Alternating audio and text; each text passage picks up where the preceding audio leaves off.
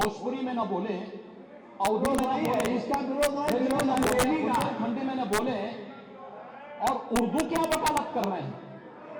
एक बड़ी विचित्र बात है। आप समाजवादियों का चरित्र ही इतना दोहरा हो चुका है, इतना दोहरा हो चुका है कि अपने बच्चों को भेजेंगे इंग्लिश पब्लिक स्कूल में और दूसरों के बच्चों को बोलेंगे कि एक गांव के उस विद्यालय में पढ़े जहां संसाधन भी नहीं है।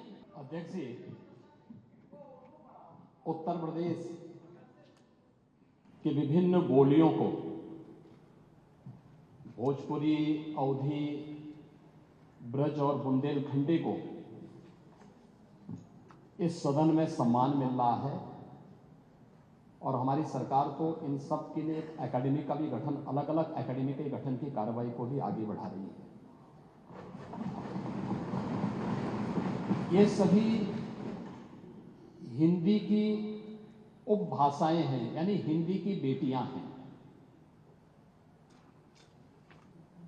भाषा की समृद्धि के आधार है और हमें इसका स्वागत करना चाहिए। ये सदन साहित्य केवल विशुद्ध साहित्यिक और व्याकरण से के विद्वानों की नहीं है, आम जन का प्रतिनिधित्व करने वाले माननीय सदस्य समाज के विभिन्न तबके से आए हैं।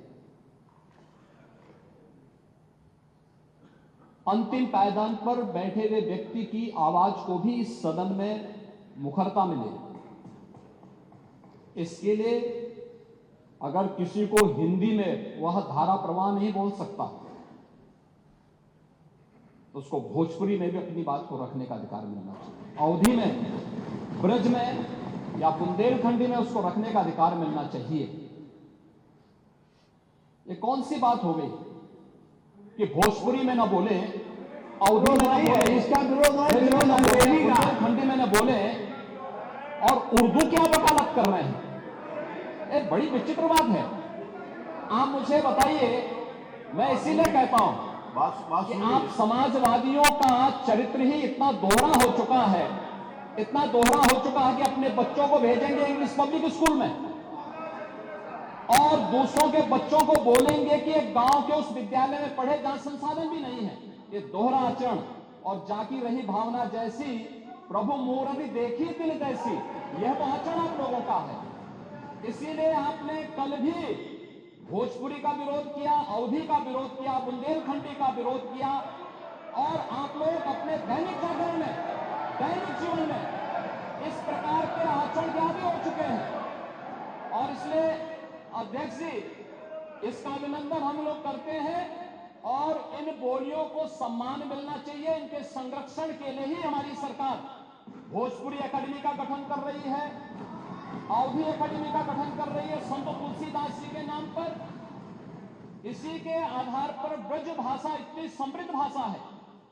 सूरदास जी ने अपनी सभी रचनाएं उसी भाषा में दी हैं। संत तुलसीदास जी ने अपनी कालजयी रचना रामचरितमानस, जो इस सदन में ही नहीं, उत्तर भारत के अंदर और भारत से प्रवासी हुए जितने भी ऐसे लोग हैं जो मॉरिशस में या दुनिया की फिजी में या दुनिया के किसी देश में गए, उनके संकट काल में रामचरितमानस ही तुलसीदास जी का अवधी भाषा में रचा गया रामचरितमानस ही उनका सहारा बना था। और आज जब उसको सम्मान मिल रहा है तो आप उसका विरोध कर रहे हैं। बड़ी विचित्र सी स्थिति है। आप हर अच्छे कार्य का समाज, आज के यही ढोंग है आप लोगों का, यही ढोंग है। हर अच्छे कार्य का आप विरोध करेंगे, हर अच्छे कार्य का आप विरोध करेंगे। हर अच्छा कार्य जो प्रदेश के हित में है, देश के हित में है, आप उसका विरोध करेंगे। और मुझे लगता है इस प्रकार के विरोध की निंदा होनी चाहिए और हम इसका समर्थन करते हैं जो उत्तर प्रदेश की बोलियों को सम्मान मिल रहा है। मैं आपका धन्यवाद करूंगा, विधानसभा सचिवालय को इस बात के लिए धन्यवाद दूंगा। कल हम लोगों ने यहाँ पे इसका शुभारंभ किया, समाजवादी पार्टी ने उसका विरोध किया और मुझे लगता है कि प्रोसेडिंग का हिस्सा होना चाहिए। इनको समाज के सामने एक्सपोज करना चाहिए। अपने बच्चों को ये लोग पढ़ाएंगे इंग्लिश स्कूलों में और दूसरे के बच्चे के लिए अगर सुविधा सरकार देना चाहती है, कह देनी उर्दू पढ़ाओ इसको, यानी उसको मौलवी बनाना चाहते हैं, कटबुल्ला बन के इसको ले जाना चाहते हैं। ये नहीं चल सकता।